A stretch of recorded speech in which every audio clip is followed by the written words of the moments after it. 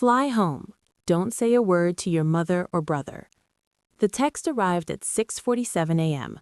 while I sat on a sun-drenched balcony in Hilton Head Island, watching my mother laugh, truly laugh, for the first time in 21 years at something my brother said. Unknown number, no name, just 7 words that froze my stomach solid. 12 hours later, I stood in the arrivals hall of Hartford Bradley Airport. A man in a gray suit held a sign bearing my name. Flanking him were 2 police officers, and what they revealed to me inside that small conference room? I don't remember collapsing. I only recall waking beneath harsh fluorescent lights, a paramedic urging me to count backward from 10. That was 4 months ago. I still haven't slept through a single night. But I need to tell you the full story, because what my family did and what I ultimately did in response changed me forever. Before I continue, please take a moment to like and subscribe, but only if this story truly resonates with you. And I'd love to hear from you. Where are you watching from right now? Drop your city and local time in the comments below. My name is Willow Farrell. I'm 32 years old.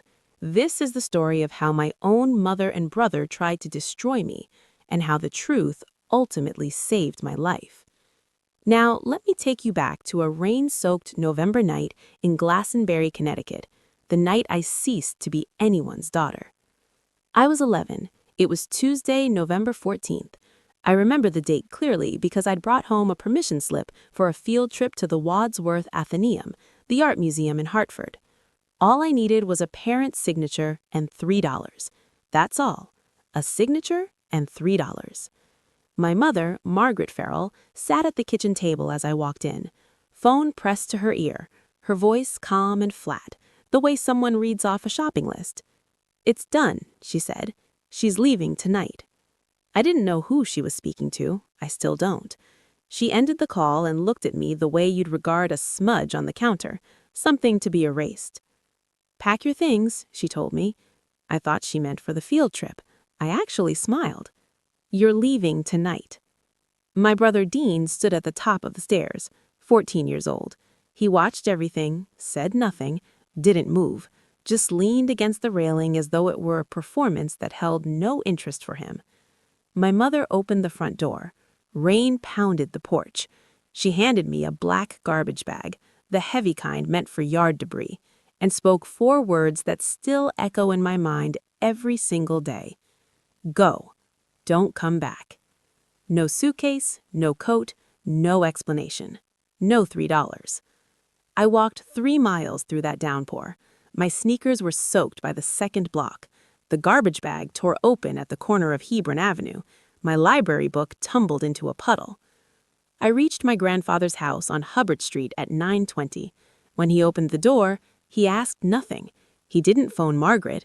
He simply knelt on the wet porch, folded me into his arms, and whispered, "You're home now, little bird." That was the last time anyone in my family embraced me for 21 years. My grandfather, Walter Ashford, was a retired civil engineer who lived as though his pension barely covered the basics. Modest Cape Cod house, vegetable garden in the back, a garage workshop where he repaired clocks, radios, anything mechanical. He rotated the same 3 flannel shirts and drank black coffee from a mug that read, "World's okay, Grandpa." My grandmother Rosemary brought the warmth to that home. She taught me to make pot roast on Sundays. She braided my hair before school. She read aloud to me every night, even when I was 12 and surely too old for it. I never asked her to stop.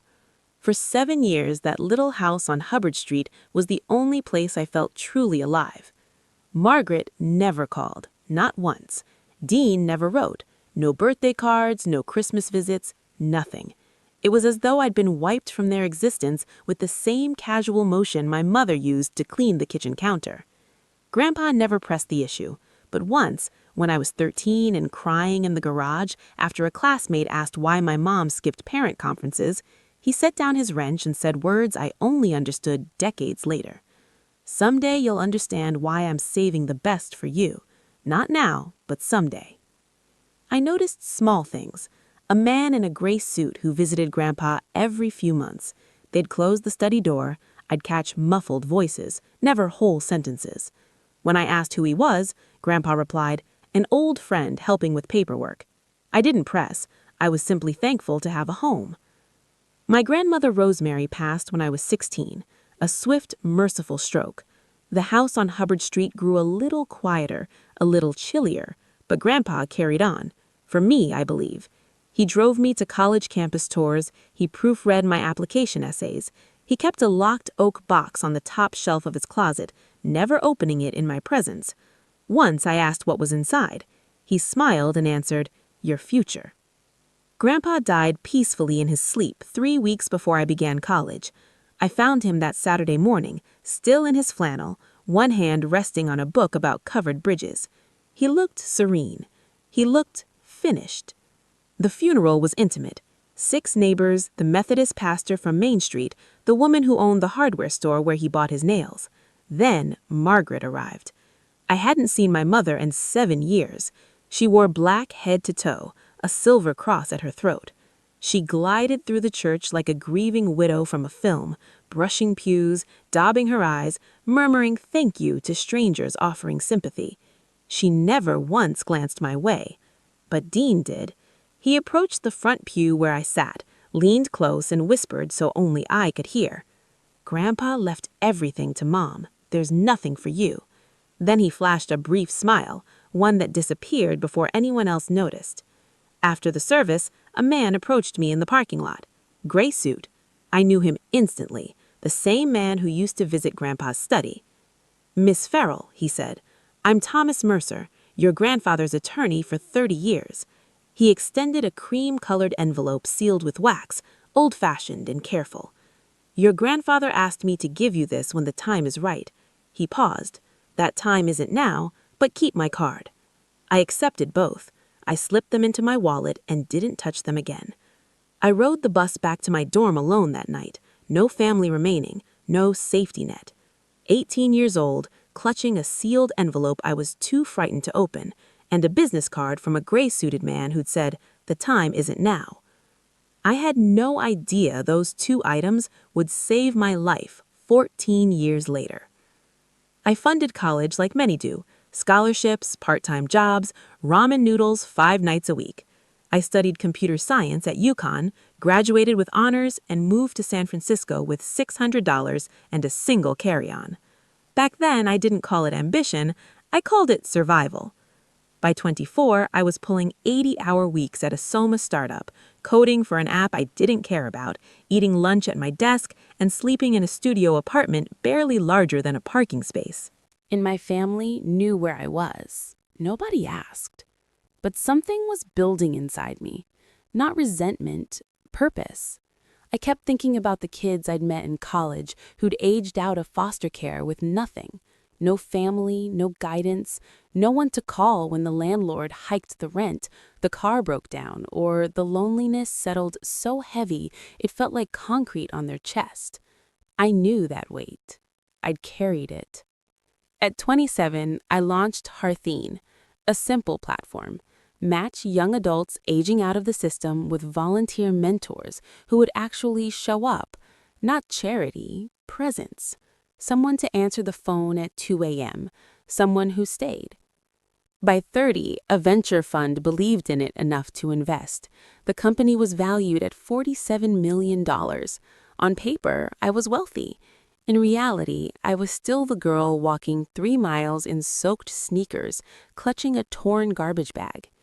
My only real friend was Grace Kimball, a nurse I'd met freshman year at the UConn library. She was from Brockton, Massachusetts, direct, stubborn, the kind of person who'd tell you your haircut looked awful before asking how your day went. Grace knew my entire past. She had one iron rule about my family. "If they ever come back," she said once over Thai food in the Mission, "it's not because they miss you. It's because they need something." I believed her, mostly, but there's a difference between knowing something in your mind and believing it in the part of you that still keeps a garbage bag folded in the back of the closet, just in case. One night, years later, I found a line buried in my UConn financial aid records. Part of my scholarship had come from an anonymous educational trust. No name, no trail, just a steady deposit every semester, like clockwork. I couldn't trace it, but I already had a strong suspicion who was behind it. The call came on a Wednesday at 9:14 p.m. Pacific Time. I was on my couch in San Francisco, half watching a documentary about bridge engineering, a quiet habit I'd inherited from Grandpa, when my phone lit up with a Connecticut area code. I almost didn't answer. I wish I hadn't. Willow. The voice was older, shakier, but unmistakable. "It's your mother." Silence. Mine, not hers. I know I don't deserve this call. She told me she'd been diagnosed with early-stage cancer. She said she'd been going to church every week. She said she'd changed. She said the word sorry 4 times in under 2 minutes, each one sounding more rehearsed than the last. Then she said the thing that cracked me open. "I want us to be together, all of us, before it's too late. A vacation, Hilton Head Island, as a family." She paused. "Dean wants to apologize too." I said no. She cried. I hung up and called Grace. "Cancer card," Grace said flatly. "Classic manipulation. Don't go." I didn't sleep for 3 nights. I stared at the ceiling and argued with myself the way only someone who's been abandoned can argue. Half logic, half that desperate little voice that still whispers, maybe this time it'll be different.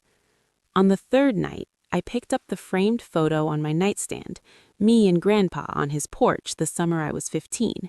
He was smiling like he knew something I didn't. He'd want me to try, I was sure of it. I called Margaret back.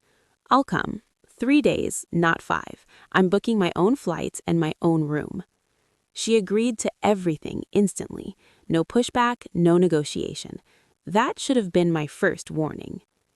20 minutes later, a text from an unknown number. "Be careful." 2 words, no name. I thought it was spam. I deleted it. That was my second warning, and I missed it completely. Hilton Head in late September is the kind of beautiful that feels borrowed, like it can't possibly last. Spanish moss, salt air, sunset light that turns everything into an unsigned painting. I flew into Savannah and drove the 45 minutes to the resort. Beachfront, valet parking, orchids in the lobby, $12 for orange juice. Dean had booked it. I didn't ask with whose money. Margaret was waiting in the lobby. She looked smaller than I remembered, thinner. Her hair had gone silver at the temples. She wore a pale blue cardigan that made her look like a Sunday school teacher. When she saw me, she opened her arms and started crying before I even reached her. "You're so beautiful," she said into my shoulder. "You look just like your grandmother." Dean stood behind her, taller now, broader, pressed linen shirt, leather watch, salon-quality smile. He extended his hand like we were meeting at a networking event. "Hey sis, long time." He introduced his girlfriend, Amber Jennings, 28, blonde hair, straight teeth, quick laugh. She shook my hand with both of hers and said, "I've heard so much about you," in a voice that sounded like polished customer service. Dinner that first night was almost normal. Almost.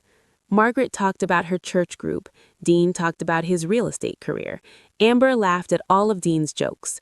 Nobody mentioned the 21 years, but I noticed things. Dean asked twice what I did for a living, then whether I owned or rented, then if I was comfortable financially. "I mean, families should take care of each other," he said. I gave vague answers, smiled, ate my fish. When I got back to my room, I checked my phone. A new text from the same unknown number. "Did your brother ask about money yet?" This time, I didn't delete it. I took a screenshot. The next morning, Margaret suggested family photos on the beach. She said, "Something to remember this by." I agreed. What harm could photos do? Plenty, it turns out, when your mother uses them as a stage. She flagged down a resort employee to take the pictures. While the young woman adjusted the angle, Margaret leaned in and said, loud enough for everyone nearby to hear, "My daughter came back to me after years of running away. She's always been the stubborn one." Running away. as if I left by choice, as if I hadn't been pushed out the door at 11 with a trash bag in the rain. I didn't correct her. I stood there in the sand, arm around a woman who'd rewritten my childhood for an audience of strangers, and smiled for the camera. Later that day, Dean pulled me aside near the pool. His voice dropped half an octave. "Look, I'll be honest. I've hit some rough patches. Steps, nothing major." He shrugged like he was describing a parking ticket. "Have you ever thought about investing together as siblings?" "I'm not in a position to invest." He pivoted fast. "You know Grandpa left everything to Mom, right? His house, his savings? Not a lot, honestly." He was watching my face, testing. "I didn't know the details," I said, which was true. That night, I was brushing my teeth when I heard voices in the hallway outside my door. Margaret and Dean, low, tense. "She doesn't know," Margaret said. "Keep going." "She's suspicious," Dean replied. "Then be better at it." I pressed my back against the bathroom wall, toothbrush still in my mouth, hands shaking. I waited until the hallway went quiet. Then I picked up my phone and texted the unknown number. "Who are you?" 3 minutes passed. Then, "Someone your grandfather trusted." Morning, day 3, the last day I'd agreed to stay. Dean came to breakfast carrying a manila folder. He set it on the table between the salt shaker and the butter dish, casual as a newspaper. "So," he said, "I've been looking into Grandpa's estate. Turns out there's property in accounts that were never properly distributed." He opened the folder and slid a stapled document toward me. "Mom and I think it's fair if we all sign this, just to consolidate things under one family trust." I picked it up. The header read, "Family Trust Agreement, Ashford/Farrell Estate." I'm not a lawyer, but I've spent 5 years reviewing contracts for my company. I know what a power of attorney clause looks like when it's wrapped in family language, and this document was quietly handing Dean full control over every asset tied to the Ashford name. "I need time to read this properly," I said. "It's just a formality," Dean replied, leaning back. "Mom already signed." Margaret reached for my hand. I pulled it back. "I need time." Dean's jaw tightened. Amber glanced at him, then dropped her eyes to her phone. Back in my room, I photographed every page and sent the images to my attorney in San Francisco. 2 hours later, he called. "Don't sign anything. This document would give your brother control over assets you might not even know you have." I sat on the edge of the bed. My phone buzzed. The unknown number. Longer this time. "Fly home. Don't say anything to your mother and brother. There's a flight at 6 a.m. from Savannah. Take it. A car will be waiting at Hartford. Don't be afraid." I sat on that bed for an hour, staring at the message. My hands were shaking. I kept thinking, what if this is a scam? What if someone is trying to separate me from my family again? But then I thought, what family? The one that kicked me out at 11? The one that just slid a trap across the breakfast table and called it legacy? I had to choose, and I chose to trust a stranger over my own blood. Would you have done the same? I still don't know if it was courage or just survival instinct. Let me know in the comments, because even now, 4 months later, I go back and forth.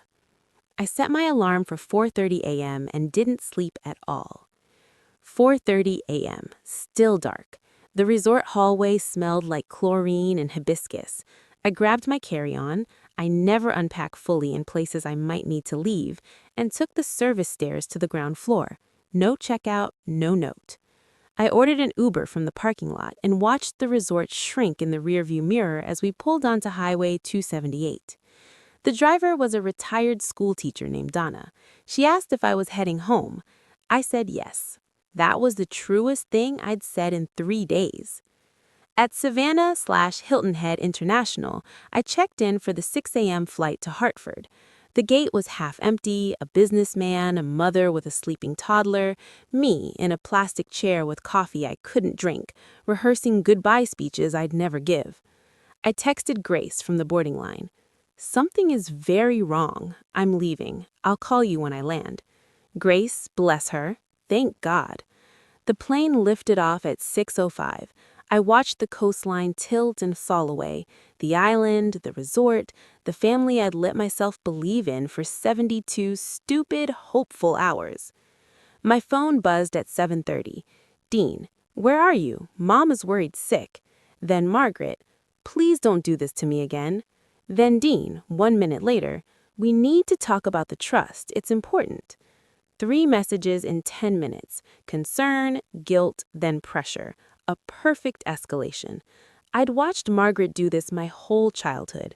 The soft open, the wounded middle, the sharp close. Dean had learned well.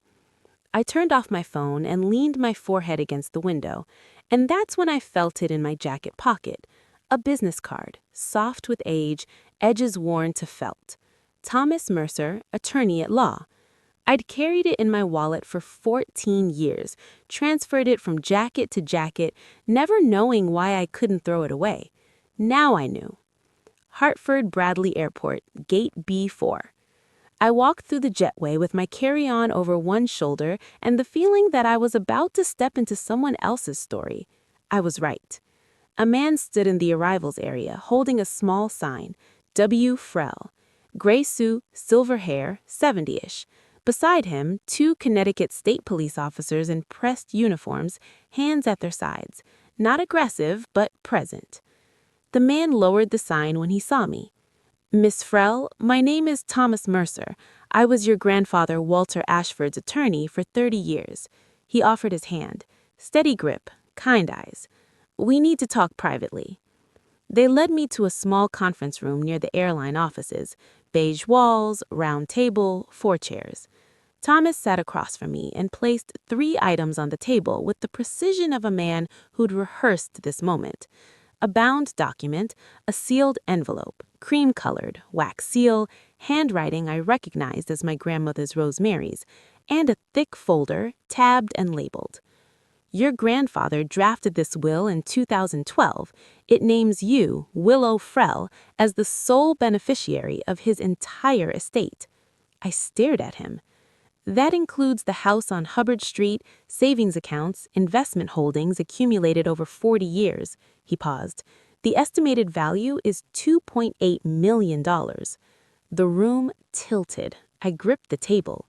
He instructed me to execute the will when 2 conditions were met. First, you turned 32. Second, your family made contact with you. Why those conditions? Because he knew they'd only come back if they found out about the money. Thomas opened the thick folder, but that's not why the police are here. He spread a series of printed screenshots across the table, text messages between Dean and a contact saved as V. The first one read, "She's here, room 412. If she doesn't sign by Thursday, go to Plan B. Reply, Plan B costs double. Dean, whatever it takes." Thomas introduced the woman sitting quietly at the end of the table. I hadn't noticed her when I walked in, which I'd later learned was the whole point. "This is Rachel Dunn," he said, "private investigator. I hired her 6 weeks ago, the day your mother called you." Rachel was compact, 40s, short brown hair, no jewelry, a face that gave nothing away. She opened a laptop and turned it toward me. "Your brother owes $340,000, she said, "mostly online gambling. His creditors are not patient people." She clicked through a timeline. Dean discovered the will 6 months ago by breaking into the vacant house on Hubbard Street and finding a draft copy in Grandpa's desk. He told your mother. Together, they devised the vacation plan. Rachel's voice was clinical, precise. Step 1, reconnect. Step 2, get you to sign the family trust document, transferring control to Dean. Step 3, she pulled up new messages. Dean to V, a man named Victor with a criminal record for aggravated assault and extortion. If she doesn't sign, we go to Plan B. What's Plan B? Make it look like an accident. She doesn't know anyone here. Balcony, pool, whatever's clean. I read it 3 times. The words didn't change. Your brother was arranging your murder, Rachel said. Then she showed me the message I couldn't look away from. Dean to Margaret, time-stamped 2 days before the trip. She's not signing. We may need the backup plan. Margaret's reply. Do what you have to do. Just keep me out of it. My own mother. 8 words. No hesitation. I stood up. Excuse me. I walked to the restroom at the end of the hall. I locked the door. And I cried in a way I hadn't cried since I was 11, standing in the rain with a garbage bag. My whole body convulsed. The fluorescent light buzzed overhead like a hive. When I returned to the table, my eyes were swollen and my voice was raw, but I was done falling apart. What do we do now? I asked. Thomas began explaining the next steps: legal filings, coordination with law enforcement, protective measures. He was halfway through a sentence about a restraining order when the room narrowed to a pinpoint and the floor rushed up to meet me. I woke on my back. A paramedic knelt beside me, 2 fingers pressed to my wrist. "You're okay," he said. "Your blood pressure dropped. Can you count backward from 10? I counted. I stared at the ceiling tiles. I thought about Grandpa opening the door in the rain, kneeling on the wet porch, not asking questions. He knew this would happen. Maybe not the details, not Victor, not the balcony, not the pool, but he knew the shape of it. He knew what Margaret and Dean were capable of, and he spent his last years building a wall between them and me. Thomas sat in the chair beside me, patient as a clock. He handed me a paper cup of water. "Take your time," he said, "but don't take too long. Your brother doesn't know you've left yet." I sat up, drank the water, steadied my voice. "I don't want revenge," I said. "I want the truth on the table, all of it." Thomas nodded, like he'd been waiting for exactly those words. Then he reached into his briefcase and set down the sealed envelope. Cream-colored, wax seal, my grandmother's handwriting. The same one he'd given me at Grandpa's funeral 14 years ago. "You never opened it," he said. I hadn't. I'd carried it across 6 apartments, 4 cities, and 1 entire career. It had traveled in jacket pockets, shoe boxes, the bottom of filing cabinets. I'd touched it 100 times and never broken the seal. "Open it when you're ready," Thomas said. "Your grandmother, Rosemary, wrote it the week before she passed."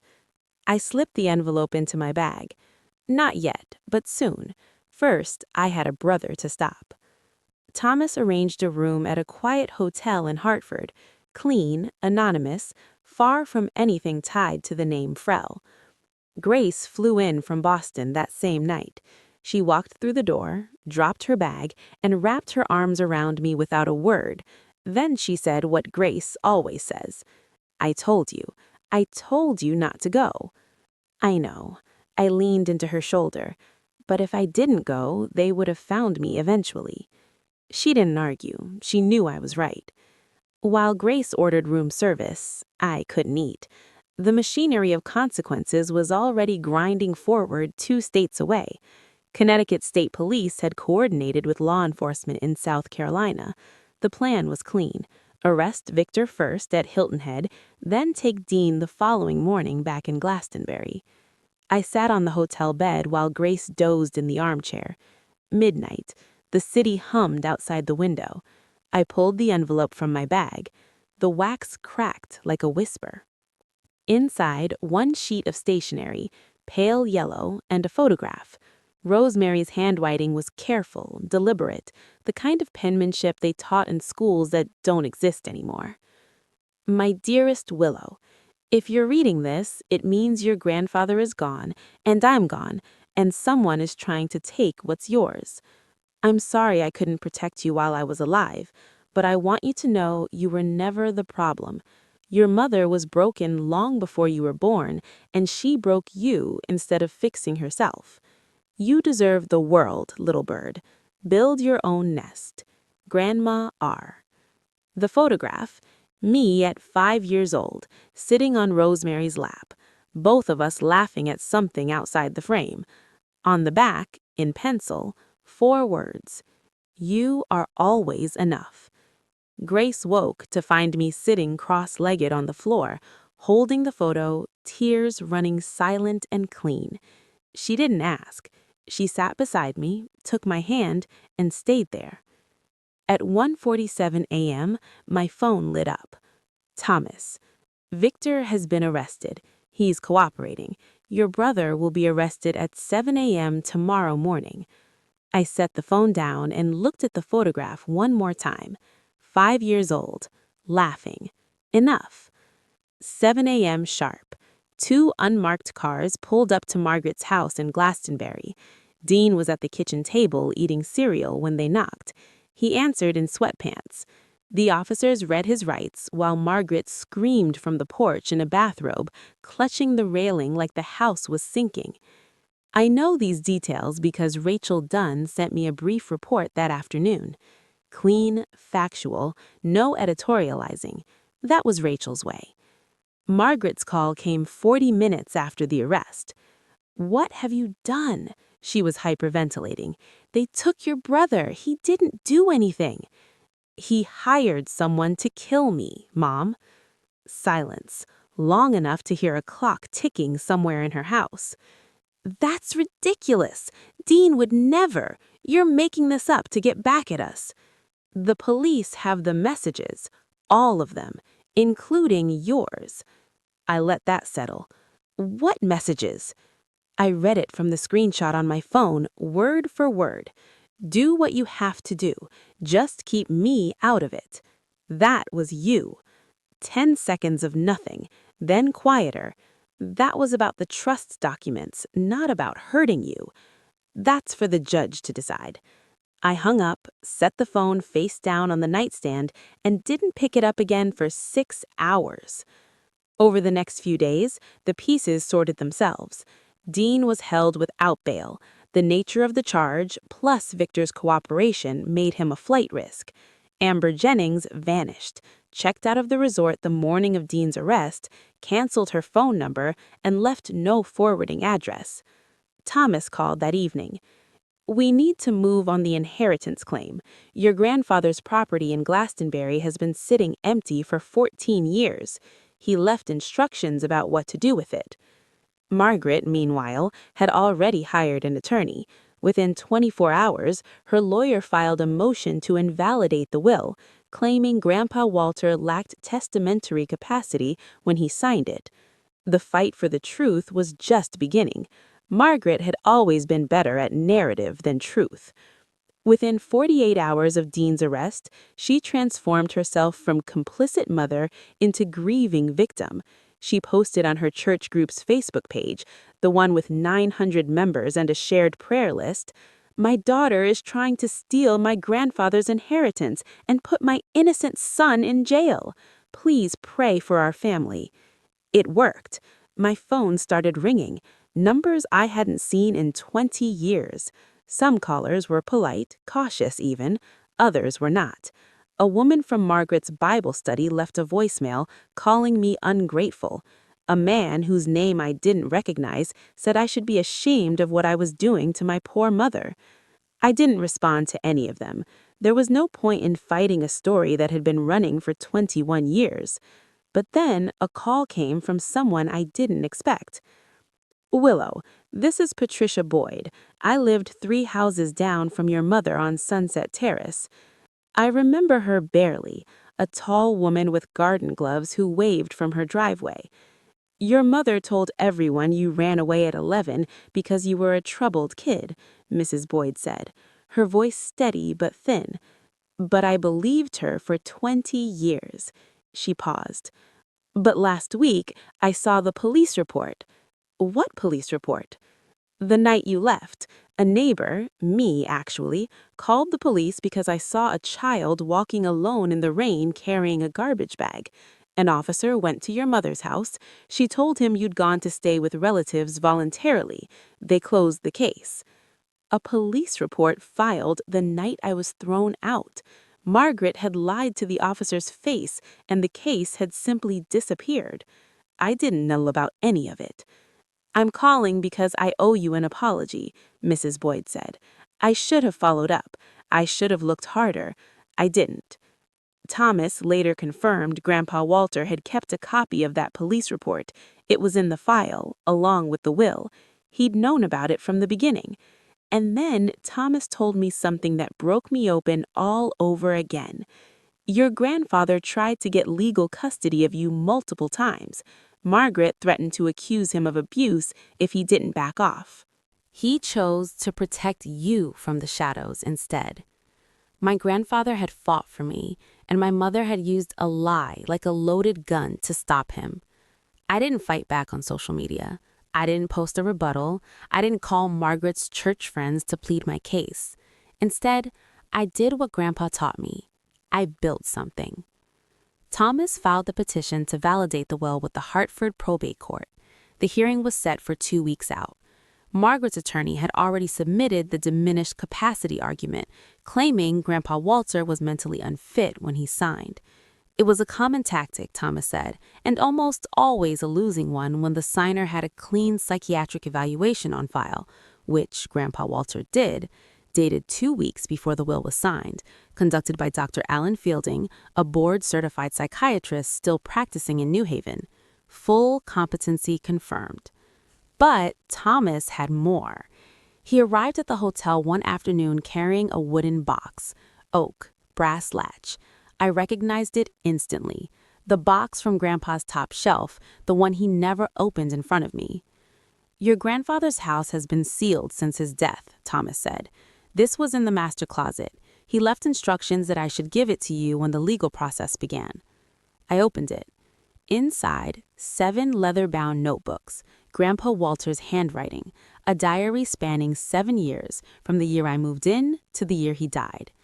I opened the first one at random, March 2009. Called Margaret again. She said Willow was better off without this family. Maybe she's right, but not in the way Margaret means it. He documented everything. Every phone call to Margaret, every refusal, every legal attempt to bring me home, every quiet act of protection I never knew about. Your grandfather didn't just plan for your future, Thomas said, adjusting his glasses. He documented the past. He knew this fight was coming. I called Mrs. Boyd that evening. Would you be willing to testify, I asked, about what you saw that night? About Margaret telling the police I'd gone to stay with relatives? Yes, she said, without hesitation. I should have done it 21 years ago. Meanwhile, Grace helped me connect with a nonprofit organization that specialized in transitional housing for youth aging out of foster care. Grandpa's house on Hubbard Street had been empty for 14 years. His will included a specific note about the property, not a clause, not a condition, just a line in the margins in his own handwriting, for the children who need a door opened. I was starting to see the full picture now. My grandfather hadn't just saved me, he'd designed a blueprint for what came next. He just didn't live long enough to hand me the key himself. 3 days before the hearing, Dean's defense attorney reached out to Thomas with an offer. Dean would plead guilty to criminal solicitation, a lesser charge, in exchange for me not pursuing civil damages. Thomas relayed the message over the phone. I don't want his money. I want him to face what he did. That same afternoon, Margaret called, not crying this time, no church voice, no trembling you could hear through the speaker. This Margaret was the one I remembered from childhood, the real one, cold, measured, stripped of performance. Drop the charges, she said. Walk away, or I will make sure every person in this state knows what kind of daughter you are. What kind is that? The kind who destroys her own family. I let the silence sit for 3 full seconds. I destroyed this family 21 years ago on a rainy Tuesday night. I was just the evidence. I hung up. Thomas spent that week assembling everything: the validated will, the psychiatric evaluation, the police report from 2003, Walter's diaries, the text messages between Dean and Victor, the text between Dean and Margaret, Mrs. Boyd's sworn statement, Rachel Dunn's investigative report. The courtroom will be full, Thomas warned me. Margaret's church friends, neighbors, local press may show up. Good, I said. The truth works best in the open. That night, alone in the hotel, I returned to the oak box. I'd read most of the diaries, but at the very bottom, beneath the last notebook, I found something I hadn't noticed before. A savings book, a college education fund. The name on the account? Willow Frell. Opened the day I was born. The final entry was a deposit dated 3 months before Grandpa died. And on the last page, in his careful engineering handwriting, for the nest you'll build yourself. Sitting there, holding that savings book with my name on it, a name my grandfather wrote on the day I was born, I realized something. He never forgot me, not for a single day. Even when I thought I was completely alone in the world, someone was quietly building a floor beneath me so I wouldn't fall through. I wonder, have you ever discovered years later that someone loved you in silence? That the luck you thought you had was actually someone's careful, invisible plan to keep you safe? If you have, I'd love to hear about it in the comments. I think we don't say these things often enough. I closed the box, set my alarm, and laid out my clothes for court. Tomorrow, the truth would have a room full of witnesses. Hartford Probate Court, courtroom 3B, 9:15 on a Tuesday morning. The room was full. Margaret's church friends filled one side, a cluster of women in modest blouses, clutching purses, whispering. On the other side, Mrs. Boyd in a navy dress, Grace steady as a wall, 2 reporters from the Hartford Courier with notebooks open, a sketch artist, and scattered throughout, neighbors from Glastonbury who'd come because small towns run on stories, and this was the biggest one in decades. Margaret sat at the respondents' table, black dress, silver cross, a tissue balled in her right hand. Her attorney, a slender man with rimless glasses, shuffled papers with a confidence that would dissolve within the hour. The hearing opened. Margaret's lawyer presented the diminished capacity claim. He described Walter Ashford as elderly, isolated, possibly influenced by his attorney. He said the word confused 3 times. Thomas stood. He placed a psychiatric evaluation on the judge's bench, signed, dated, unambiguous. Full cognitive competency confirmed by Dr. Alan Fielding, 2 weeks before the will was executed. Then he opened the diary. He read aloud the entry from November 14, 2003. Called Margaret again. She said Willow was better off without this family. Maybe she's right, but not in the way Margaret means it. He called Margaret back. She said, "Keep her. I don't want her." One of the church women in the back set her purse down and didn't pick it up again. During the 15-minute recess, Margaret crossed the aisle and grabbed my wrist. Her grip was tight. Her eyes were dry now, no performance left. "You're killing me," she whispered. "Is that what you want?" I looked down at her hand on my arm. I removed it gently, finger by finger, and met her eyes. "No, I just want the truth to have a voice." The judge returned. The room rearranged itself into silence. Thomas presented the final pieces, the psychiatric evaluation, the 2 signing witnesses, Dr. Alan Fielding and Martha Bowen, the town librarian, both still alive, both prepared to confirm the 20-year chain of custody that Thomas had maintained on every document, clean, unbroken, airtight. The judge reviewed the file for 8 minutes that felt like 80. Then he spoke. "The court finds the will of Walter H. Ashford to be valid and duly executed. The petitioner, Willow Frell, is recognized as the sole designated beneficiary." Margaret's head dropped. Not dramatically, not the way she'd performed grief at the funeral. This was real. Her shoulders folded in. Her attorney put his hand on her arm. She shook it off. No one from the church pews moved to comfort her. Thomas wasn't finished. He informed the court that evidence pertaining to a related criminal matter, the conspiracy involving Dean Frell, was being entered into the public record and forwarded to the criminal division. He presented the text messages, all of them. Dean to Victor, "Make it look natural. She doesn't know anyone here." Victor to Dean, "Plan B costs double." Dean to Margaret, "She's not signing. We may need the backup plan." And Margaret in 8 words that echoed through that courtroom like a gunshot. "Do what you have to do. Just keep me out of it." The church women stared at Margaret as if she'd removed a mask they didn't know she was wearing. A reporter scribbled so fast her pen scratched audibly against her notepad. The judge noted that the criminal prosecution of Dean Frell for criminal solicitation would proceed separately. Potential maximum sentence, 20 years. He turned to Margaret. Ma'am, the contents of your communications may be subject to further review by the state's attorney. I'd advise you to consult your counsel. Margaret didn't move. She sat perfectly still, staring at the table as if the world had gone on without her, and she was just now noticing. I stood up, walked past her, didn't look down. You've won, she said to my back, quiet, stripped. Happy now? I stopped, didn't turn around. This was never about winning. I kept walking. Outside the courthouse, the September sun was almost offensive in its brightness. The world hadn't stopped. Traffic hummed, a man across the street was eating a hot dog. A reporter from the Current approached me on the steps. She was young, late 20s, ponytail, recorder in her hand.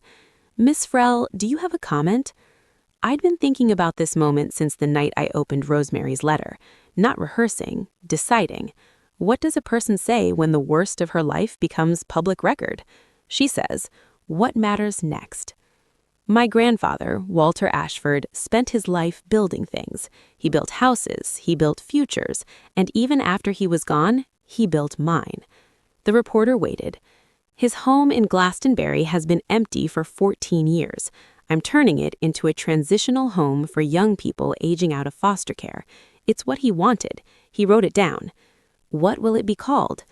Ashford Nest. I paused, because my grandmother once told me, build your own nest. Behind me, I heard Mrs. Boyd make a sound, a small intake of breath that turned into a sob she caught with her hand. The reporter asked the question I knew was coming. What about your mother? That's a private matter. Do you forgive her? 3 seconds of silence. I let them pass. Forgiveness is a process, but boundaries are a decision. I've made mine. Grace stood a few feet behind me, arms crossed, smiling the way Grace smiles, more with her jaw than her mouth. She nodded once. Thomas shook my hand on the bottom step. Your grandfather would be proud. I know, I said. As the reporter walked away, Mrs. Boyd touched my arm. I want to volunteer at Ashford Nest, she said. Her eyes were red. I owe you 21 years. Then she added quietly, there are 3 other neighbors who saw things back then. We were all too scared of your mother to speak up. Not anymore. 1 week after the hearing, Margaret requested a meeting. She went through Thomas. I'd blocked her number the day of the trial. I agreed. Public place, neutral ground, a coffee shop on Main Street in Glastonbury called Bean and Spoke. Grace came along and sat one table over, pretending to read a magazine she was holding upside down. Margaret arrived without makeup, no cross necklace, no costume. She looked like a woman who'd been awake for a week, which she probably was. She'd aged 10 years in 7 days. She sat across from me and folded her hands. I'm sorry, she said. For which part? She blinked. For all of it? That's not specific enough for me to accept. Margaret started to cry quietly this time. No audience, no performance.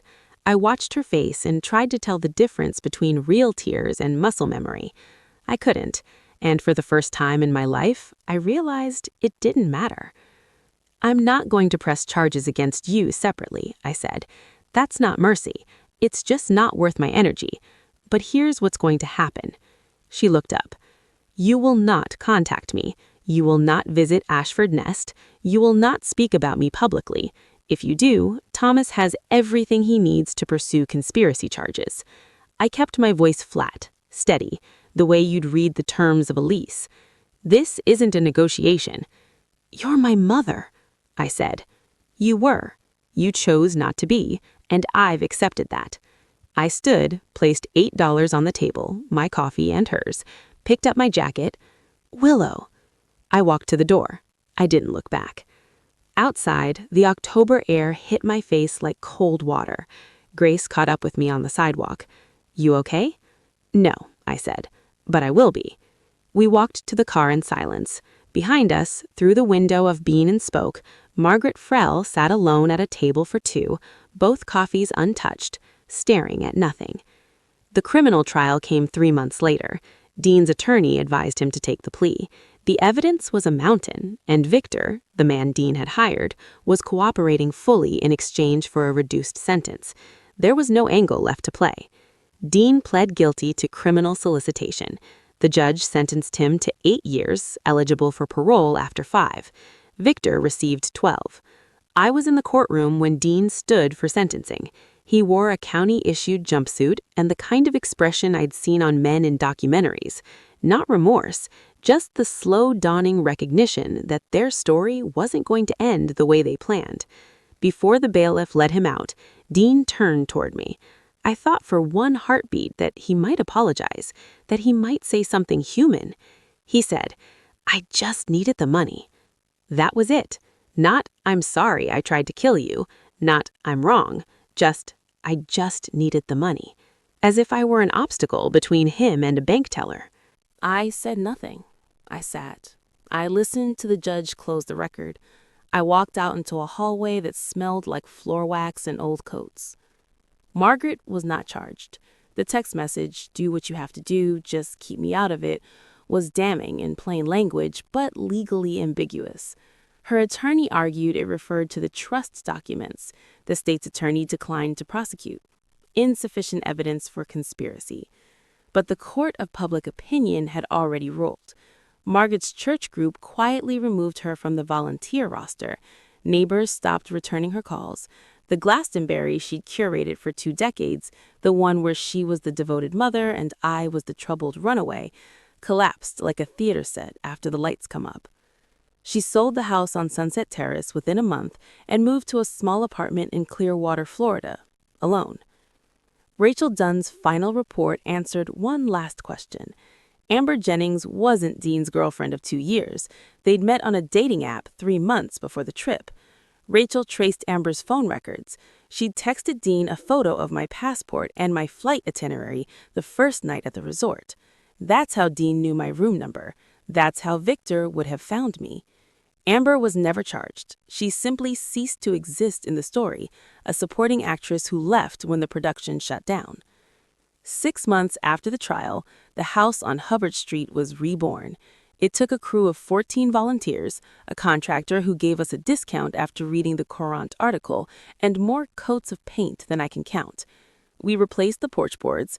We fixed the leaky kitchen faucet Grandpa had been getting around to for a decade. We sanded the hardwood floors, patched the drywall, and hung new curtains in every room. I kept Grandpa's desk in the living room. On it, I placed a framed photograph of Rosemary and me, the oak box with his diaries inside, and a fresh mug of black coffee every morning, even though no one drank from it. Mrs. Boyd ran the daily operations. 4 other neighbors joined the volunteer board, people who'd spent 20 years believing Margaret's version of events and now showed up with casseroles, cleaning supplies, and the quiet guilt of having looked the other way.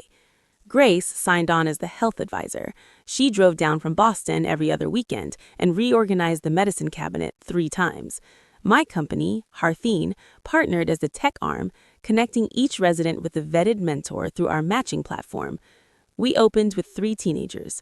The ceremony was small, no press, no ribbon cutting, just me standing in the living room where my grandfather used to read the paper, telling 3 young people the only thing I knew to be true. This house belongs to a man who believed in second chances. He gave me one. Now it's yours. A girl named Lily, 16, close-cropped hair, arms crossed tight against her chest like she was holding herself together, raised her hand. "Did your family throw you out too?" "Yes," I said. "And you turned out okay?" I thought about it, not for drama, because I wanted to give her an honest answer. "I turned out honest," I said. "That's better than okay."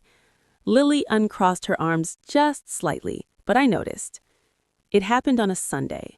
I was cleaning out the last of Grandpa's closet, the shelf behind the oak box where old shoe boxes and tax folders had been stacked since the Clinton administration.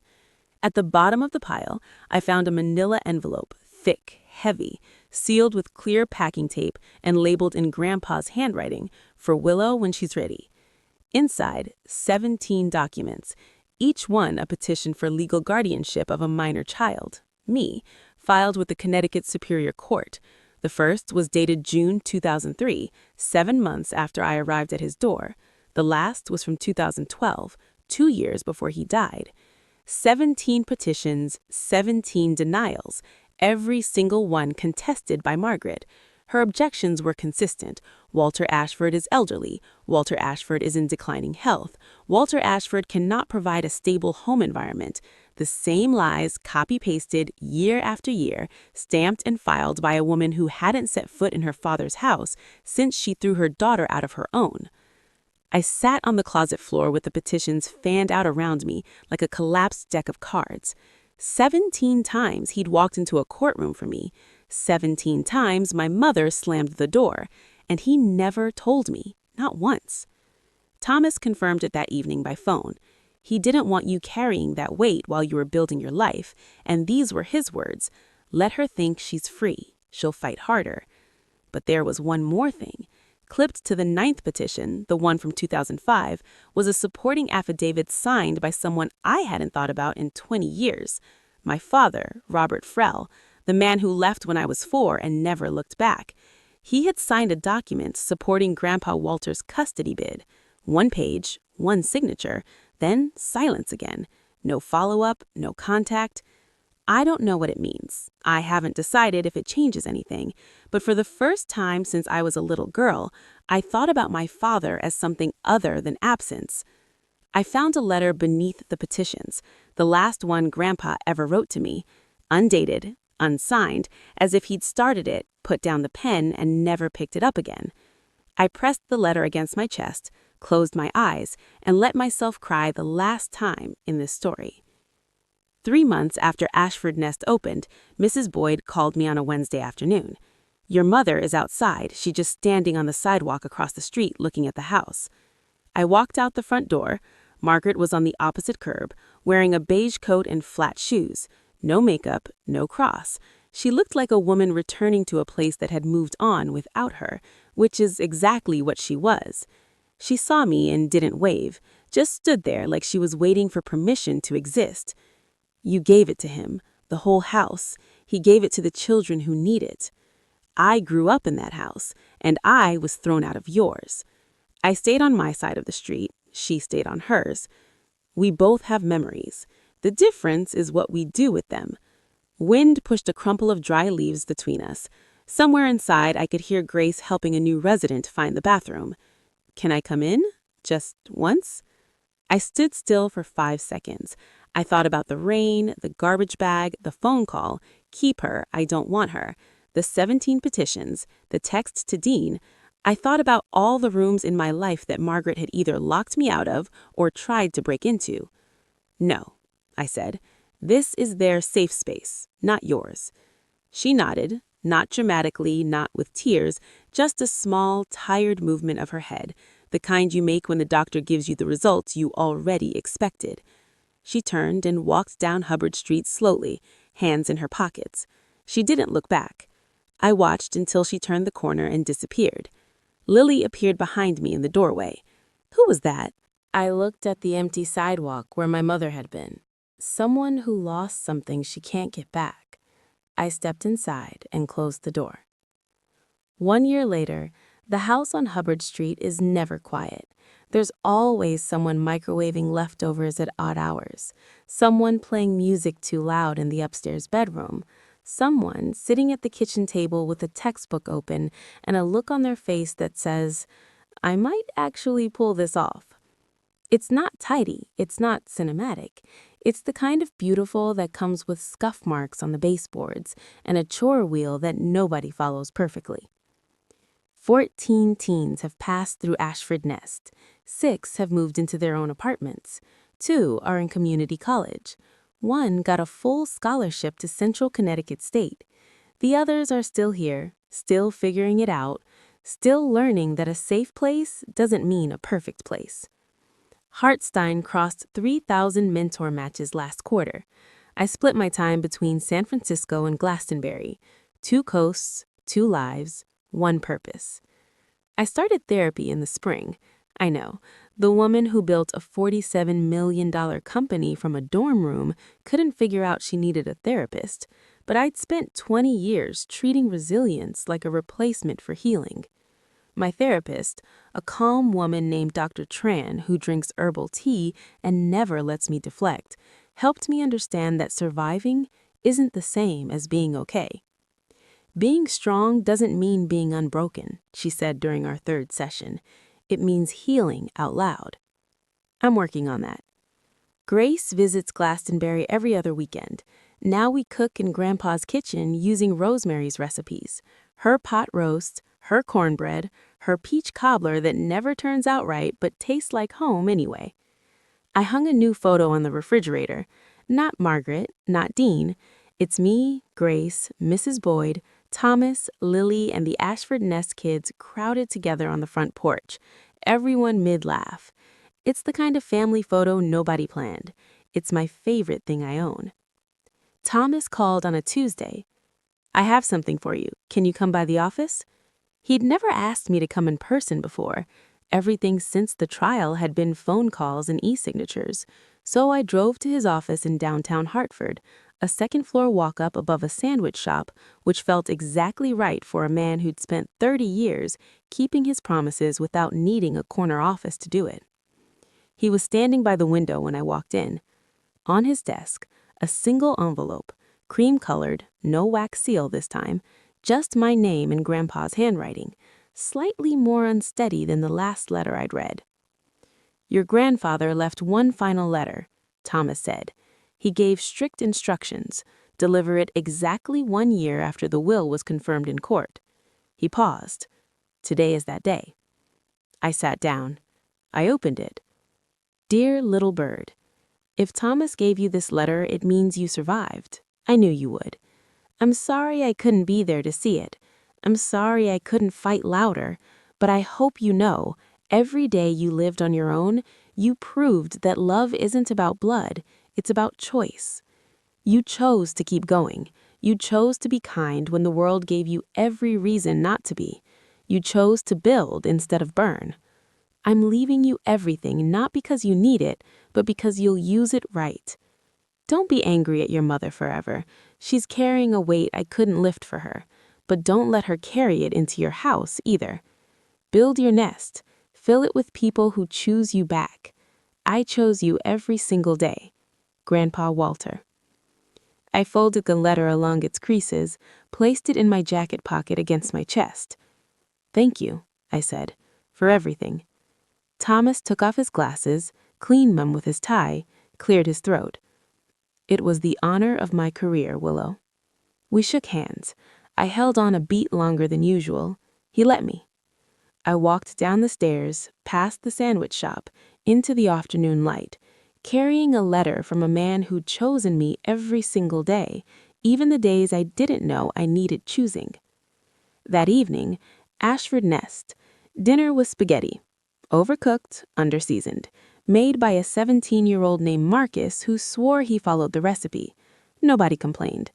2 kids argued about basketball. Lily stole garlic bread off someone's plate. Mrs. Boyd told everyone to use napkins. After cleanup, Lily found me in the hallway with her laptop.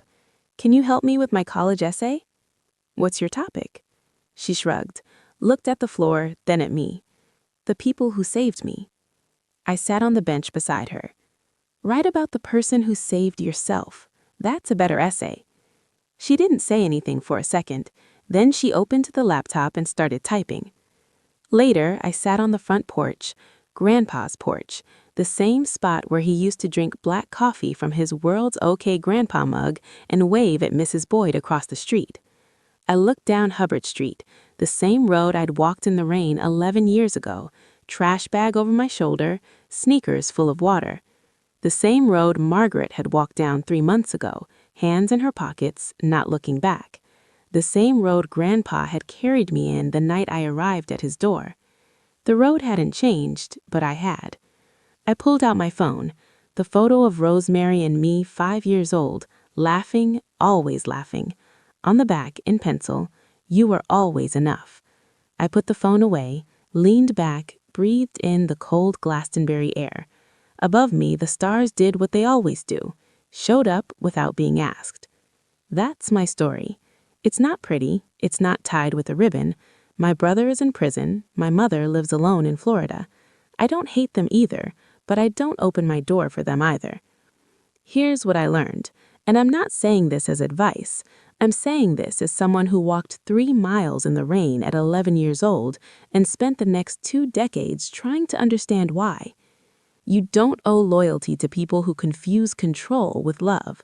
You don't owe forgiveness on someone else's timeline, and you absolutely don't owe your silence to protect people who wouldn't protect you.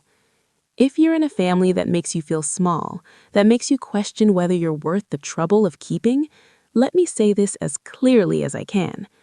Leaving is not betrayal. Boundaries are not cruelty, and building a life they didn't plan for you is not revenge. It's survival. My grandfather knocked on the same door 17 times for me, 17 petitions, 17 refusals. He never stopped. If no one has knocked on yours yet, consider this my knock. Build your nest. Thank you for staying until the end. If this story touched something real in you, hit the like button and share it with someone who needs to hear it today. If you have your own story about setting boundaries with family, about walking away and finding out it was actually walking towards something, the comments are yours. I read every single one. And if you want another story about someone who refused to stay small, check the link in the description. I think you'll see yourself in it. Subscribe, and I'll see you in the next one.